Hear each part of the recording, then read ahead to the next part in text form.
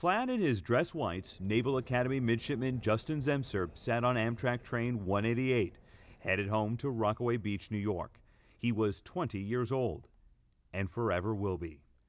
Inside the home of Justin's uncle, the phone rang, and Rich Zemser answered it. We received the news that Eric, God almighty,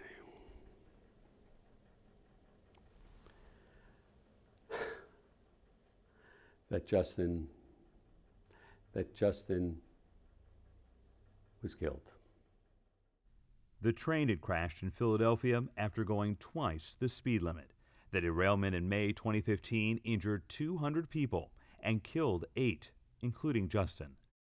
The NTSB found the section of tracks did not yet have a key safety technology called Positive Train Control, PTC, in place that could have overridden the engineer's commands and stopped the train. That location does now, but many other routes still do not. It's going to happen, and God forbid there should be more deaths. They're putting people's lives at risk. Brace. We felt the train-stopping force of Positive Train Control during a demonstration on board an empty SEPTA commuter train in Philadelphia, when an engineer ignored the system's screeching warning to slow down. And that was the PTC overriding your decision. Exactly. They just took over and put the train in emergency. So right now you're not doing anything. I'm not doing anything. It just brought the train to a stop. And now we're at a dead stop. Positive Train Control only works if all the pieces talk to each other. The locomotive must communicate with the tracks, nearby cell towers, rail operation centers, and work crews, using GPS, Wi-Fi, and secure radio transmissions. SEPTA General Manager Jeff Kneppel. It was a very, very difficult challenge for our industry. In the last year, I have really seen our industry turn up the heat, and a lot of progress is being made. Some places had a tough start, but everybody is all in right now. You mentioned turning up the heat. Members of Congress have turned up the heat. Yes. They were very angry. You can go right ahead, keep killing people. The folks in my district are angry and worried. The American public is tired of excuses. Lawmakers are outraged because in 2008, Congress mandated PTC be in place by the end of 2015. It then extended the deadline for key benchmarks until the end of this year. Now we've uncovered most railroads won't have it fully operational and will need another extension until 2020. The latest numbers from the Federal Railroad Administration show just 26% of passenger tracks have fully operational PTC.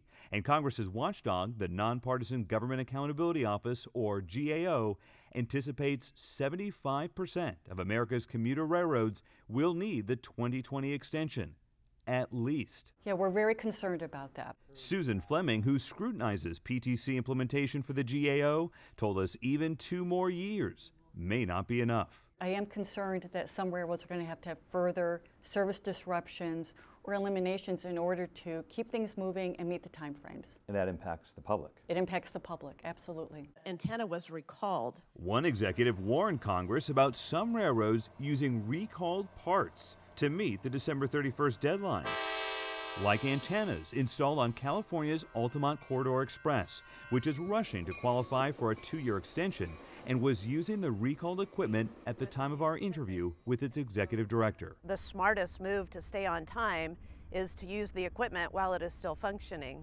and get the testing and certification done. Is that dangerous? No. After our interview, ACE replaced the antennas. PTC is extremely important. Reducing danger on the rails is why Robert Sumwalt, chairman of the NTSB, says the technology has been on its most wanted list for years. Sumwalt helped investigate the crash of Amtrak 188 in Philadelphia and many more. Does it make you frustrated that those have not been prevented yet? It does make us frustrated because we know this technology is available. It needs to be implemented sooner rather than later.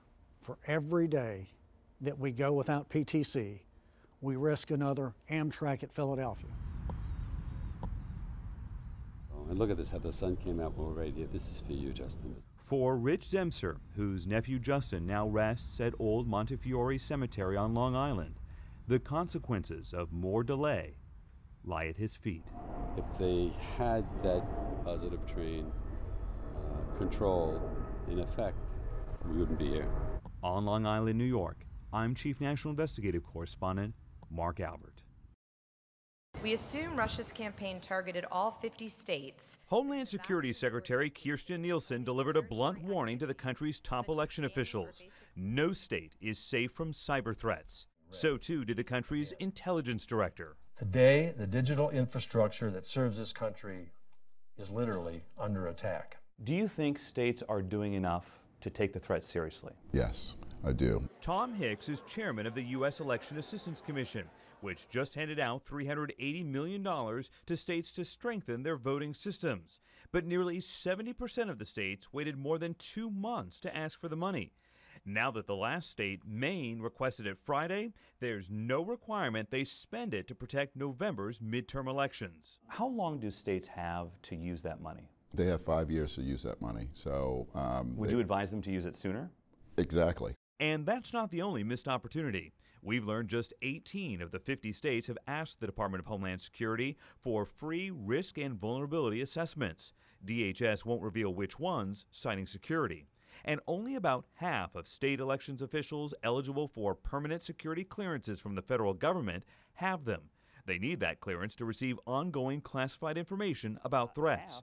We asked Chairman Hicks about that, and we're stunned at his answer. Security clearances take time to get through.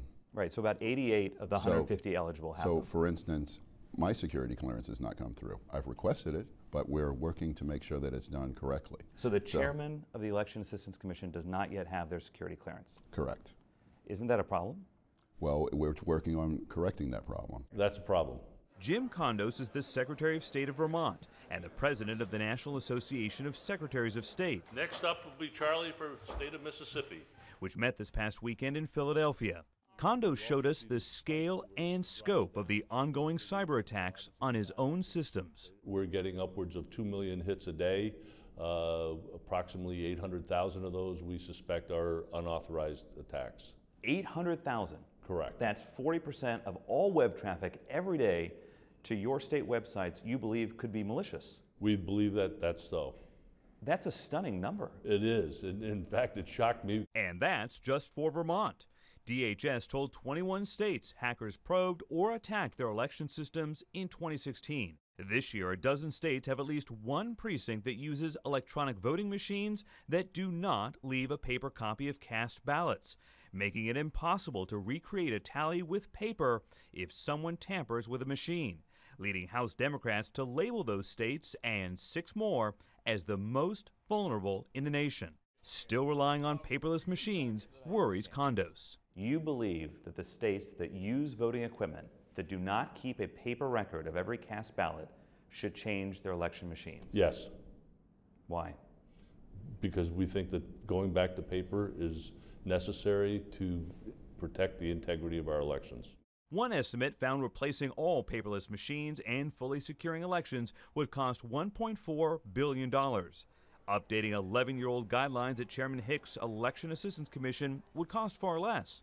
But the only federal agency focused full-time on elections has just 2 of its 4 commissioners, so it can't pass any new policy to protect the vote. The fact that there is no quorum, I think, is unacceptable. The White House just nominated a 3rd commissioner, former Virginia Elections Chief Donald Palmer, but a hearing in Congress has not been scheduled.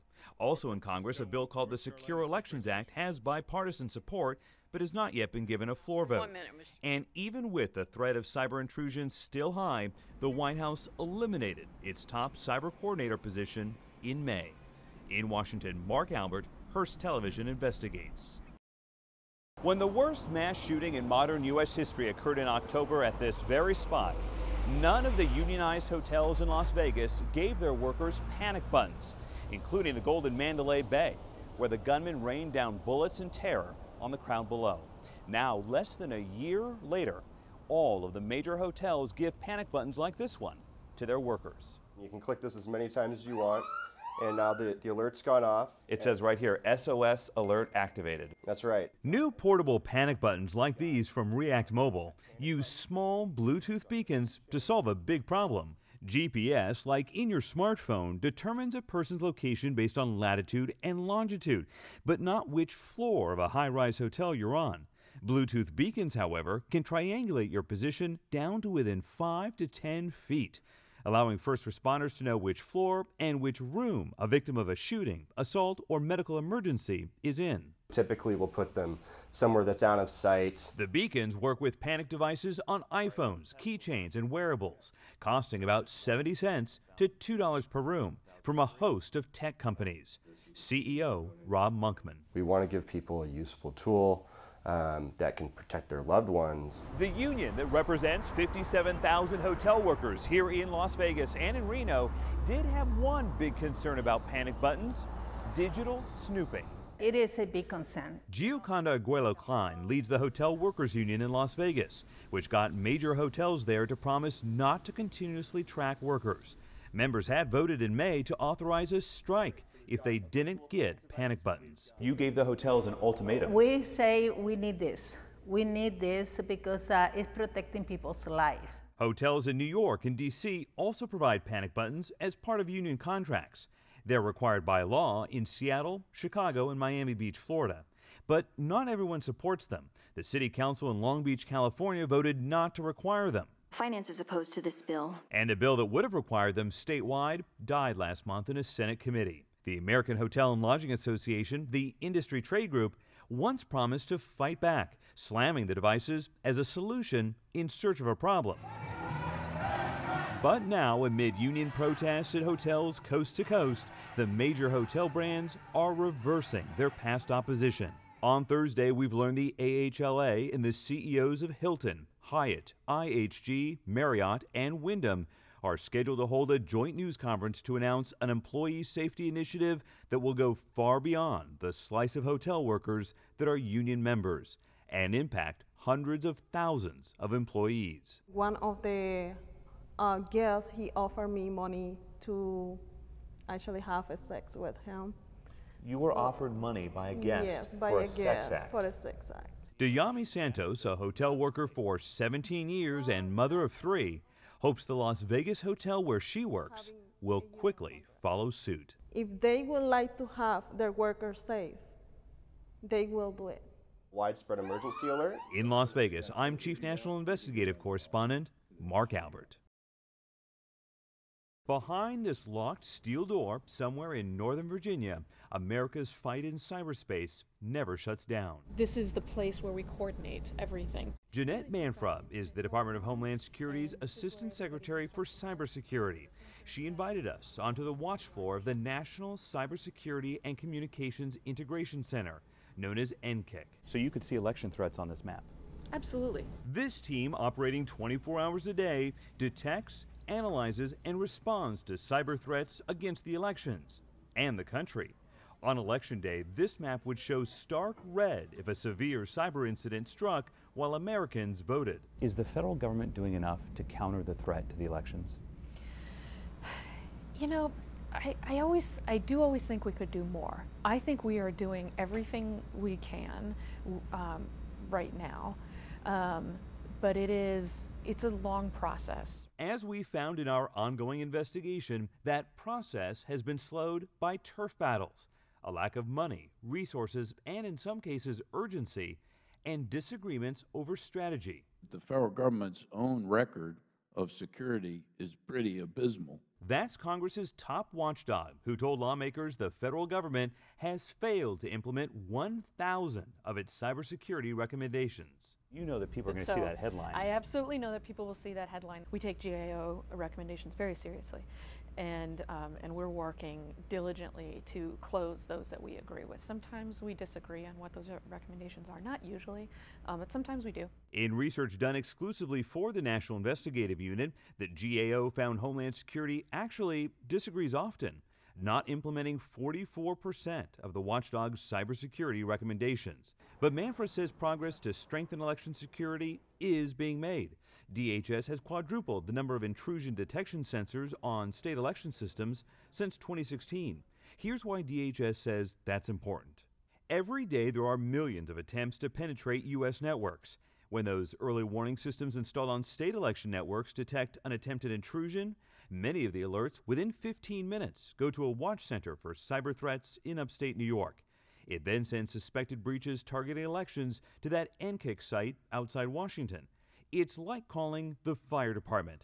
To help put out the cyber fire, analysts sound the alarm across the government, even deploying go teams to state capitals to douse a cyber breach or catch the hackers in the act. In 2016, after the elections, DHS said about 21 states had some sort of detected malicious activity trying to get into their networks. How many states this election cycle have you seen? None. None? Not yet, no. But remember, in 2016, it was later. It was closer towards the actual election. Do you worry the next shoe is about to drop? I always worry the next shoe is about to drop, but everybody is much better positioned to be on the lookout for these sorts of things. Experts say the federal government would be even better positioned if it would fill the 15,000 IT positions currently vacant. In Washington, I'm Chief National Investigative Correspondent Mark Albert. In Las Vegas, land of luck and legend, let's get hacky. A bunch of hackers rolled the dice to see if they could expose weaknesses in our elections. And they did. Some while playing a winning hand. A hand with yellow fingernails, cartoons, and stuffed animals. I am 11 years old. I'm 11 years old. 7 years old. 11 years old. And 7.5. These kids managed to manipulate replicas of election night results pages in key battleground states from 2016. We're moving to Iowa. Pages built, organizers say, using actual vulnerabilities previously reported. Is this pretty easy for you? Yeah. To prove it, Jonathan Lenski from New Hampshire made it appear as if I won the election. Oh my gosh, and there's my name. 87 billion votes. Wow. Is this just for show?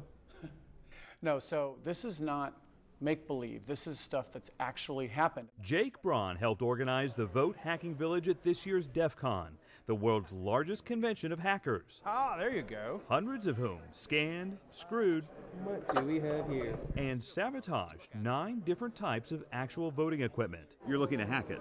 Yeah, basically. Why? I want to help secure these things. Among the flaws hackers say they found, a voting scanner and tabulator, still used in up to 24 states according to the group Verified Voting, with no password or software verification to prevent it from being overridden. A touchscreen voting machine that hackers reprogrammed to play music and animated clips. And an electronic poll book machine that signs in voters on election day, hacked in 5 seconds, potentially exposing unencoded personal information on voters. Many of the local election officials take this defensive posture and think, oh, well, we're criticizing them. Like, we're not criticizing them. We're saying, hey, look, the game has changed. But it's not about them. It's about protecting our democracy. Even though 100 local election officials came to DEF CON, the National Association of Secretaries of State criticized the hacking as a pseudo-environment that in no way replicates accurate protections. We reached out to 2 of the biggest manufacturers in the industry, Dominion and ES&S. In a statement, Dominion cautioned its best practices do need to be followed to ensure the integrity of the unit. ES&S told us physically accessing these machines in a polling place would be difficult, if not impossible. Having said that, we welcome the input from the voting village and constantly work to bolster security. That's a directory. Ooh, yeah, baby. Even if a voting machine is not hacked or ever connected to the internet, there are ways to affect the results, researchers tell us. A very accurate replica. John Sebas of the Open Source Election Technology Institute in Silicon Valley set up for us a replica tally manager, software that adds up results from the precincts after the polls close. Go. We timed how long it would take to change the winner. It's loading the data. Using a single disk with malicious software brought back from a mock polling place, where the machines were never connected to the internet. And here we are, we're done. So 22 seconds, and you've just changed who won that election. Yes. We think these are very important systems and deserve the very best not only in security, but engineering and in design and experience of the people. They're that important. But so far, not all systems are the very best. Just this week, a group of researchers announced they found nearly 1 out of every 3 candidates for the U.S. House of Representatives has campaign websites with some sort of security error. What is your message to the American people? Work on your computer security, people. In Las Vegas, I'm Chief National Investigative Correspondent Mark Albert.